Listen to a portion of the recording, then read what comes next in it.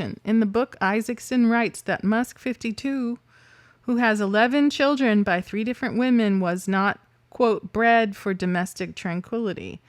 Among other things. The book says most of his relationships involve psychological turmoil. The most agonizing of them all was with the actress Amber Heard, who drew him into a dark vortex that lasted more than a year and produced deep-seated pain that lingers to this day. It was brutal, the author writes. Is this just a ploy to sell the book? Because don't nobody know who the other ones are. Grimes made a song or two with Azalea Banks. And I couldn't tell you who the other one was. I think the other one was actually in Westworld. She was like the skinny British lady that welcomed you to Westworld in season 1. That's what I think. But she married, am I wrong? She married, what was the girl that was trying to sue Marilyn Manson, the actress from Westworld? She married the guy that played Billy Elliot. I got to look into this stuff more. But their affair started after she made the movie Machete Kills in 2012, and he agreed to be a consultant. Wow. The film was about an inventor who wants to create a society on an orbiting space station. Have you seen this movie?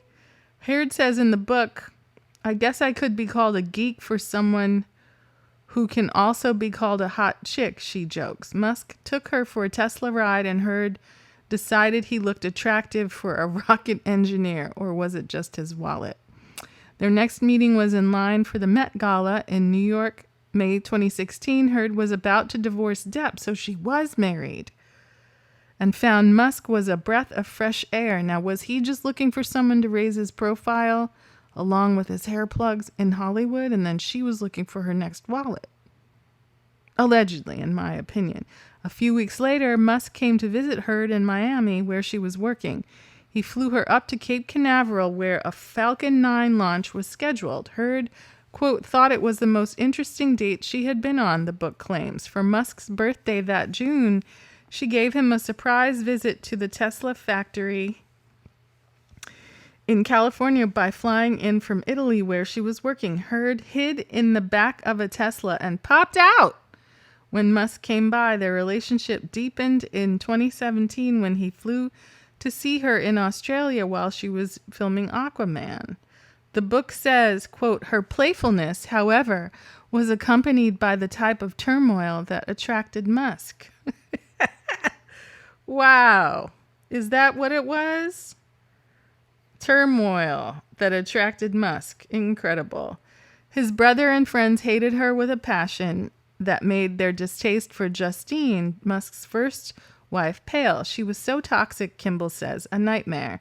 Musk's chief of staff, Sam Teller, compares her to a comic book villain. She was like the Joker in Batman, he says. She didn't have a goal or aim other than chaos.